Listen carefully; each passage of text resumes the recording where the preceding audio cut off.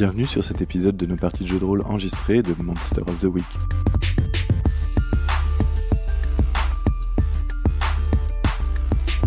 Vous êtes sur la saison 1 qui s'intitule « Le projet Daisy ».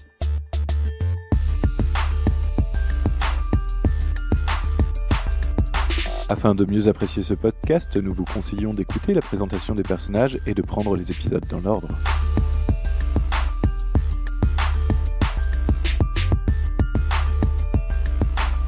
Dans cet épisode, Eru incarne le Docteur Mercury, un divin. Jord incarne Denzel, un élu. Et Ben incarne Renard, un parano.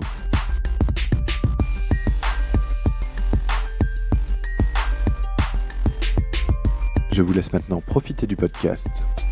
Amusez-vous bien.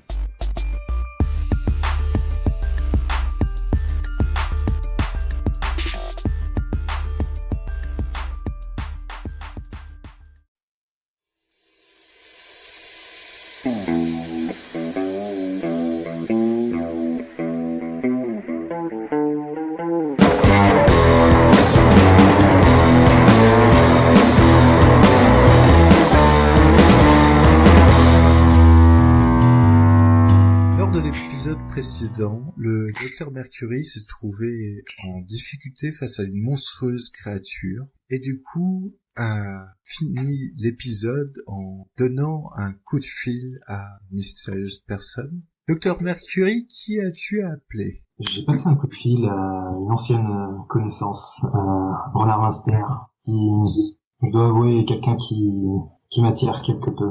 Je lui ai laissé le message suivant. Il m'avait pas répondu directement. Salut beauté, il se passe quelque chose d'étrange à Forest Hill. Quelque chose que je ne peux évoquer sur une messagerie. Quelque chose qui exige même que j'ai besoin d'un coup de main. Pour te dire, si tu peux passer assez rapidement, ce serait cool. Ramène ton meilleur insecticide.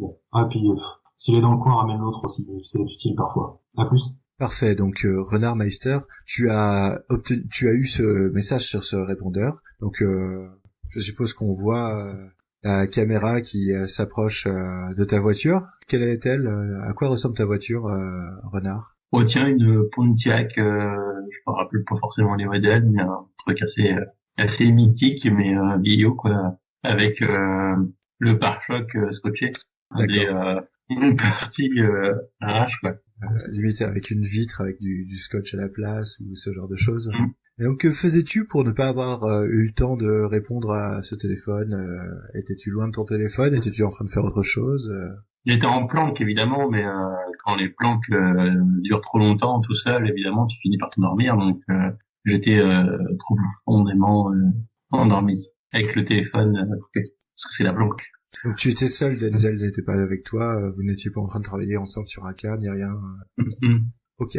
Donc, tu as donc ton téléphone et ce message sur le téléphone, que fais-tu? J'appelle Denzel. Je t'en prie, Denzel, ton téléphone sonne. Qu'es-tu en train de faire actuellement? Je suis en boîte de nuit, en train de briller de mille feux. Je fais brûler la piste de danse, tout simplement. D'accord. Donc, est-ce que tu entends ton téléphone ou non? Alors, je ne l'entends pas, mais je sens que ça vibre. Est-ce que c'est ton téléphone? Es-tu sûr? c'est très probablement mon téléphone. D'accord. La nuit n'est pas encore assez avancée, donc d'ailleurs on est en pleine nuit. Oui, on peut. Et ben donc voilà, la nuit n'est pas assez avancée. Les États-Unis sont assez grands pour nous permettre d'avoir quelques petits décalages horaires, donc pas de souci. La nuit n'est pas avancée, donc non, c'est bel et bien mon téléphone. Je vois que c'est Renard, alors oula, s'il m'appelle, c'est qu'il y a quelque chose d'important. Je sais qu'il ne me dérangerait pas pour rien. Je m'isole donc en sortant par la porte latérale de cette boîte, de ce club, et je décroche, je décroche de fais patienter, je sors et je réponds à son appel. Que se passe-t-il, Renard? J'ai eu l'appel d'un contact qui aurait besoin de renfort dans une petite ville de Forest Hill. A priori, moi, il en a pas trop parlé, mais en général, il est toujours assez secret là-dessus. Je pense que il a pas trop le cul clair. Il doit probablement être mêlé d'une manière ou d'une autre là-dedans, sûrement une expérience ratée du gouvernement ou d'un groupe inconnu quoi. En fait, c'est Enfin, tu vois où je veux en venir, quoi. Hein, Ah oui, complètement, oui. c'est toujours compliqué, quoi. J'arrive jamais à vraiment savoir. Enfin, c'est eux, quoi, en fait. Hein. Bien sûr, il. Enfin, bref, du coup, faut enquêter, quoi. Et tu les connais? C'est qui ton contact? Il s'appelle Dr Mercury. Franchement, il Ah, s'appelle Dr oui, Mercury. le Pourquoi déchu. pas Dr Jackson ou Ah non, mais je le connais, c'est le déchu, le jaloux. Oui. Écoute, bah, très bien. Donc c'est plus que ça fait pas dit, quoi. Bon, vu que c'est toi, je te suis, parce que je sais qu'il va probablement pas apprécier que je vienne, mais bon. Dr Elvis, tu sais. Allons-y. Donc je suppose que vous vous donnez rendez-vous. Est-ce que vous y allez chacun par votre propre moyen, ou est-ce que vous vous donnez rendez-vous, vous y allez tous les deux dans un véhicule ou autre? Je veux bien l'amener. Moi, tu veux pas venir dans ma plaque? Tu n'as pas envie d'aller dans la Pontiac scotch et à la ficelle? Non. Non, ça ne sied pas à mon style, là. Bon, il y a un petit peu trop de sacs de McDo derrière, mais bon, c'est confortable. Hein. Oui, mais tu sais, ma Ford l'est tout autant. Hein. D'accord. Donc ce que vous faites, c'est que donc ouais, je vais chercher Renard dans ma Ford Mustang, hein, d'accord. pour faire la route ensemble. Et vous vous dirigez donc suite aux indications du fameux message de répondeur vers Forest Hill. Forest Hill, une petite ville du Wisconsin perdue, comme son nom l'indique, au plein milieu d'une forêt. Et d'une colline. Toujours ce genre d'endroits qui font leurs expériences là où il y a le moins de témoins et où ils peuvent éventuellement les éliminer. C'est bien connu. Ah bah tout à fait, au moins. C'est pour ça que la zone 51, c'est dans le désert, tu sais. Il y a pas grand chose en ville. Charmant coin bucolique, donc. Tout à fait. Donc c'est vraiment perdu en plein milieu du Wisconsin, au plein milieu d'une grande forêt. Et lorsque vous arrivez à l'orée de cette ville, vous voyez de manière très simple, de manière très reconnaissable, un énorme bus bleu clair avec marqué Hills First dessus, qui est le bus dans lequel se déplace habituellement le Dr Mercury, comme vous le savez. Toujours le même style. Je laisse Renard toquer à cette épave bleue pour sortir notre divin déchu. Je passe devant. D'accord. Dis-moi, que fais-tu? Et puis je m'équipe, hein. J'ai quand même le holster avec le Magnum. D'accord. La Saint-Chic avec ta MacLight. Pareil pour l'investigation. Et du coup, je tape à la porte. Donc tu frappes à la porte du bus. Tu frappes à la porte du bus. Écoute, je vais ouvrir la porte du bus. Ah, c'est pas trop tôt. 1 minute temps pour venir. On a fait notre possible, hein. C'est quand même pas la porte à côté en voiture. Salut Doc. Denzel, hein. Je t'en prie, passe le premier. Oui, puisque vous avez roulé à peu près toute la nuit pour arriver au petit matin brumeux jusqu'à cette fameuse ville de Forest Hill. Je l'ai fait s'asseoir dans la salle d'attente, hein, qui correspond à un mini couloir avec 4 sièges, 4 fauteuils. Donc je m'assois de la manière la plus cool possible pour m'asseoir et me reposer en même temps un petit peu fatigué de toute cette conduite. Bon, écoutez, si je vous ai appelé, c'est que je vais avoir besoin d'un sacré coup de main. Il y a une scientifique un peu tarée, je pense que c'est une histoire qui va te plaire, Fox. Renard, pardon. Elle travaille sur qui? Un peu taré qui a développé des sortes d'araignées géantes. Enfin, soyons clairs, je vais pas prendre des gants avec vous. Vous êtes habitués à ce genre de choses. Une sorte d'araignée géante protégée par une sorte de chitine hyper résistante. J'ai réussi à la transpercer avec y mettant un peu toutes mes forces, mais la bête, bien qu'elle ait subi le coup, est partie trop rapidement pour que je puisse faire quoi que ce soit, d'autant plus que je devais protéger le shérif et son adjoint pendant ce temps-là. Je me suis donc échappé, mais je sais où est leur base. C'est un ancien repère de militaires abandonnés un peu plus loin dans la forêt. C'était un laboratoire qui n'est plus selon les gens de la ville.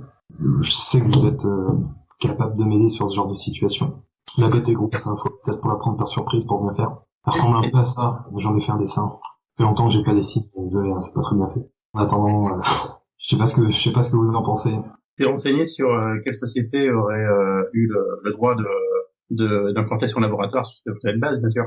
En fait, il y a toujours les anciens panneaux accès militaire, accès restreint, etc. Je sais pas s'il y a pas, je pense pas que le gouvernement soit encore lié à ce genre de choses.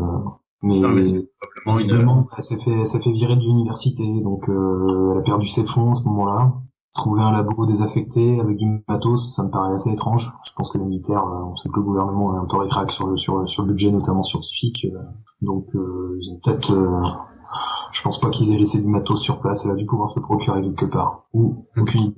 Probablement une société extérieure. Ou une agence peu connue, quoi. Une agence fermée.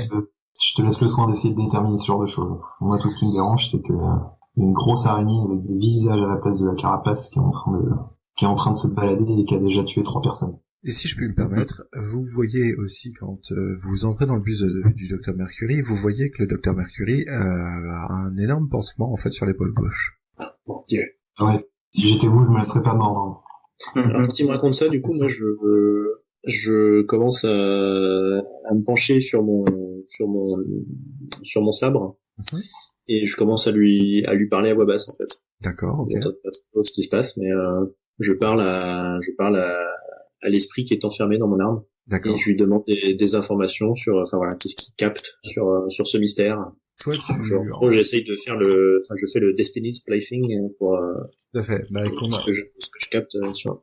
Je n'ai pas oublié les moves de début de scénar, c'est juste que comme je me dis qu'on n'aura peut-être pas forcément beaucoup de temps, je m'étais dit qu'on les garderait peut-être pour la prochaine séance et que là on faisait juste une mise en.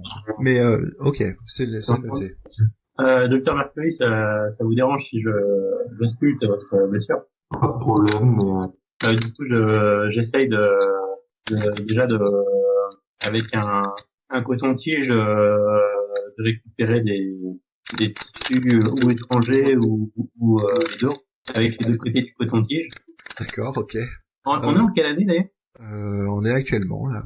Ok, des deux côtés. Alors déjà tu enlèves le pansement, tu vois le corps musclé et de ton collègue et surtout tu t'aperçois qu'effectivement il a été bien mordu comme si on avait essayé de lui arracher un morceau de chair et donc que la peau est complètement déchirée, les muscles sont pas mal déchirés aussi. Tout a été déjà nettoyé, a priori, désinfecté ou autre, et ce que tu peux regarder, c'est déjà juste la forme des blessures qui font penser effectivement à des espèces d'énormes crocs. D'ailleurs, tu vois aussi qu'il est très content de te voir. La scène doit remarquer s'il regarde que j'ai l'air de prendre un certain plaisir à me faire manipuler par Herzard. J'essaie de récupérer du coton-tige, donc un peu de sang, quoi.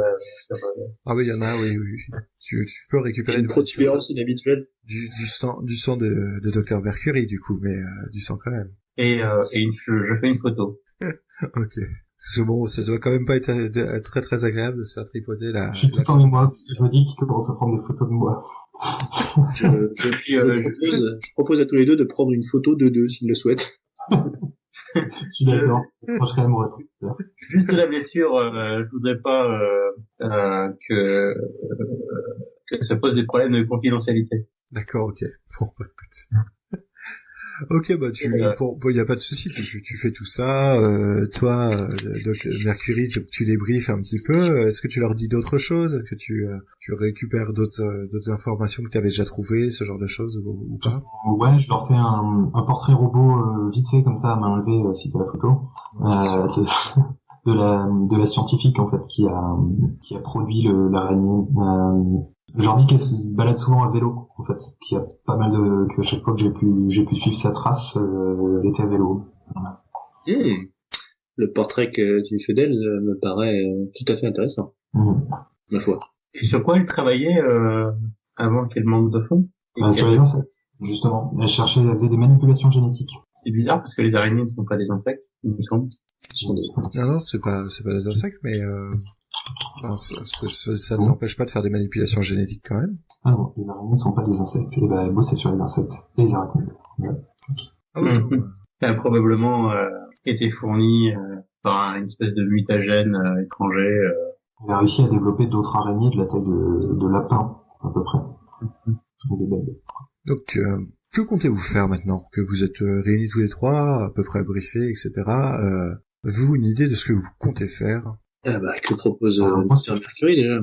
Je pense qu'il faut aller discuter avec cette scientifique pour l'obliger à arrêter ses manipulations. Ne doute pas d'arriver à la convaincre, d'une manière ou d'une autre. Ça va peut-être investir cette base militaire, quoi, essayer de retrouver la zone où elle a développé la bête, enfin, l'arachné. Oui, ça, effectivement, faut tout détruire et détruire la bête. Je pense qu'on est tous d'accord. Enfin, j'espère. Enfin, surtout trouver où est-ce qu'elle les a créés et si on a créé d'autres. Ah ben, on parlait pas d'un laboratoire, là? Ouais, justement, retrouver le laboratoire. Ah, mais je pensais que Dr. Mercury, l'avait déjà localisé. Bah, sûrement fait une base militaire, mais est-ce que tu y as été? Ah oui, j'y suis allé, c'est là-bas que j'ai combattu la bête. Oui. Mais t'as dû fuir, du coup? Bon, c'est moi qui l'ai fait, pour protéger le shérif et son adjoint. Adjoint qui était déjà blessé, d'ailleurs. Tout à fait. Et c'était il y a combien de temps? Le temps que vous veniez. Ouais, c'est ça. En fait, vous avez roulé toute la nuit, le temps que vous avez mis à rouler, quoi. Ouais, ils ont peut-être déjà déménagé le site, quoi. C'est pour ça qu'il faut intervenir rapidement. Enfin, si on veut espérer retrouver des indices. Et la scientifique était sur place aussi ou pas? Oui, elle était sur place également. Bon, bah donc là, on n'a plus... Voilà. Tout du temps, c'est ce qu'on a testé, les traces de vélo. Plus vraiment de doute ou d'enquête à faire. Je pense qu'il faut y aller, quoi. S'équiper d'outils et d'un plan solide et y aller. Donc, mais y aller en prudence, hein, parce que si c'est le gouvernement, il y a probablement tout un tas de militaires qui ont investi le site ou des barbouzes ou enfin, tout est possible, quoi. Hein. On va pas se frotter tout flingue dehors. J'ai réexploré le bâtiment, trouvé le laboratoire, j'ai rien vu d'autre que l'araignée, c'était provisions, on va dire, si on peut parler de ça en parlant de cocons qui contiennent des personnes. Oui, il y a des cocons énormes dans lesquels on entrepose le corps, avant de les dévorer. Visiblement, si chaque visage présent sur sa carapace chitineuse correspond à une proie qu'elle a dévorée, elle a déjà dîné pas mal de monde. Même si le shérif n'avait pas déclaré autant de pertes, elle opère peut-être dans un rayon assez grand. Il y a peut-être des promeneurs dont on ne connaît pas l'existence. Personne qui n'a pas encore été porté disparu. Mais sur place, non, je n'ai trouvé qu'elle. Je pense qu'elle est seule avec la scientifique. Si ce n'est les autres araignées, bon, l'araignée de la taille d'un lapin, ça peut être dangereux, mais rien de méchant, je pense. Elles étaient en cage. Ok. Et donc, qu'est-ce que tu proposes à part juste y aller tous les trois? Tu penses qu'il faut y aller avec Que je la tiens avec du feu, avec de l'acide, avec autre chose juste le poids du nombre ferait grand-chose. Son agent ne disait rien du tout. Donc j'espère que vos armes sont, comment dire, balèzes. Moi perso j'ai ça. Je leur montre ma lance en or ailée. la lance sacrée d'Hermès. Ouais. J'ai mon arme d'élu, tu sais, celle que tu aurais pu récupérer, mais... Oui, qui est moins puissante. Elle apparaît?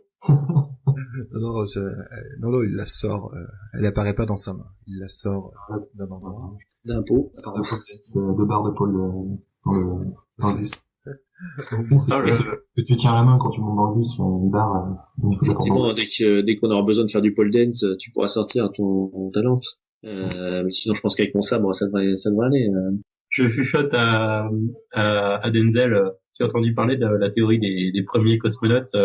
C'est des aliens qui seraient venus sur Terre et qui jouaient les dieux.